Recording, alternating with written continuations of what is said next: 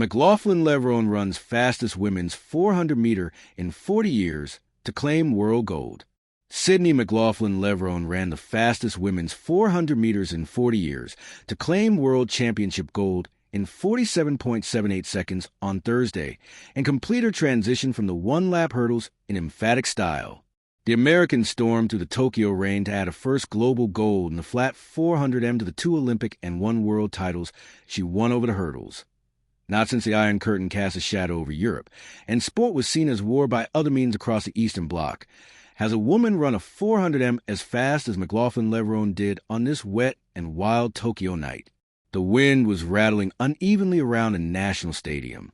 There were puddles on the track, and yet the American looked almost serene as she floated across the track to take a stunning World Athletics Championship gold medal in 47.78 seconds.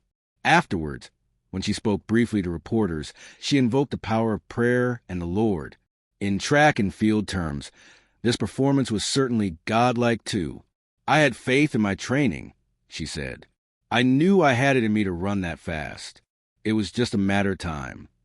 Yet when McLaughlin Levrone announced she was making the switch to the 400m from the hurdles, where she holds a world record in 2 Olympic and world titles, there were plenty of doubters. They will be silent now. My coach, Bobby Kersee, uses boxing terms all the time, she said. He said, "You got to go out there and take the belt. It's not yours, and you got to go earn it." McLaughlin Levrone's time was so fast it took her to second on the all-time list, hopping over the Czech Jarmila Kratochvílová, who attributed her muscular physique to growing up on a farm, rigorous weight training, and shots of vitamin B12 during her early 1980s peak. Only Marita Koch's world record of 47.60 seconds, set by the East German in 1985, and questioned ever since despite the athlete's insistence she did nothing wrong, stands above the U.S. athlete now. But McLaughlin Levrone knows it is within her grasp. Certainly so what Ede Nazer, who won bronze, thinks it is possible after getting the best view in the National Stadium of the Americans' performance. I think that very soon the women's 400-meter world record will be broken, she said. I never thought it before, but after tonight's race I can see it is around the corner. Yet, incredibly, the result was still in doubt off the final bend. As McLaughlin Levrone looked across from lane 5, she could see the Olympic champion, Marilady Paulino, alongside her, across in the outside lane. Some would have panicked, but the American's form didn't change and her poise didn't alter.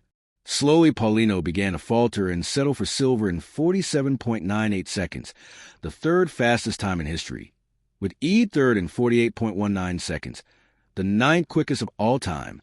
Britain's Amber Anning ran a season's best of 49.36 seconds to finish a highly creditable 5th.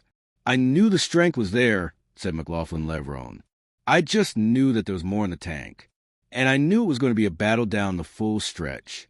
It was a lot of hard work, a lot of prayer, a lot of trust in the process. Elsewhere on the 6th night of action, Trinidad and Tobago's Kesharon Walcott won his 2nd global title in the men's javelin, 13 years after his first at the London 2012 Olympics.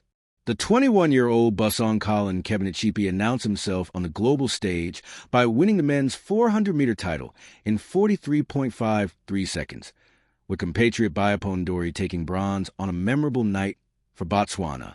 Jareem Richards took silver. There was also gold for Cuba's Leonis Perez Hernandez in the women's triple jump after a leap of 14.94 m. But this night was all about McLaughlin Levrone. There may be even greater challenges and peaks ahead, after she dangled the prospect of doing both events at the Los Angeles Olympics afterwards. "We will need to talk about the schedule for the LA 2028 Games," she said. "Maybe I could do both the 400m and 400-meter hurdles. But I would need some days off between those events, and there is a tough field in both events." As for her final verdict on this night, she smiled. "I think it shows that anything really is possible," she said. "But I don't have any more words for you guys right now. I'm still trying to process all of it." Who could blame her? Anyway, who needs words when you do your talking on the track? The Tokyo night was humid, heavy, and alive with anticipation. Inside the Olympic Stadium, the buzz of thousands of voices merged into one restless hum. It wasn't just another 400-meter final. It was a race the world had been waiting for. The moment when Sydney McLaughlin Levrone, a woman already hailed as a generational talent, would test herself against history itself. For years, she had dominated the 400-meter hurdles, tearing apart barriers both literal and metaphorical. Records fell before her like fragile glass beneath a hammer. Her smooth stride, her impenetrable focus, her ability to find calm in chaos had already made her the best in the world. But now, she was stepping fully into flat 400m, the Queen's Race, the event that had produced legends like Marie-José Perec, Jarmila Kratochvílová, and Allyson Felix. The stakes were clear. No woman had run this distance as fast as McLaughlin Levrone was about since the early 1980s. 40 years of waiting, of seeing shadows of greatness but never the full force, was about to be shattered under the Tokyo floodlights. The silence before the storm. The starters pistol-weighted. 8 women crouched into their blocks, each carrying dreams, fears, and the weight of nations. But for Sydney, the weight was different. It was lighter. She wasn't running against anyone else tonight. She was running against time itself. She closed her eyes and pictured the track as if it belonged to her. She had visualized every step in training. The first explosive burst, the settling rhythm down the backstretch, the controlled aggression into the curve, and finally the all-or-nothing drive to the line. The gun fired. A blur in white. Sydney's first 100 meters were controlled fire. Her stride, long and elastic, immediately gave the impression she wasn't sprinting but gliding. The stagger of the lanes made it hard to gauge, but everyone in the stadium could see it. She was already eating up ground. By 200 meters, the field was straining. Her competitors pumped arms, gritted teeth, and dug deep, but McLaughlin Levrone looked untouched, her form untouched by fatigue.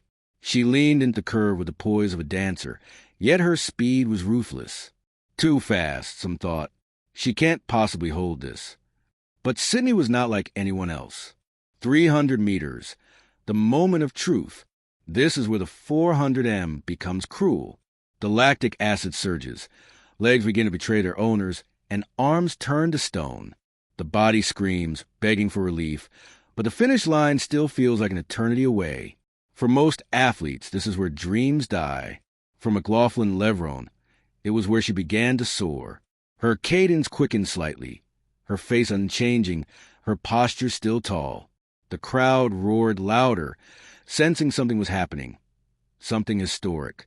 By the time she came off the bend, she was clear. Not just ahead, but gone. The final stretch. The clock became her opponent. 47 seconds. 48 seconds. The record loomed. The fastest time in over 4 decades belonged to another era, another generation. Many believed it was untouchable, an artifact of questionable training methods and an age long past.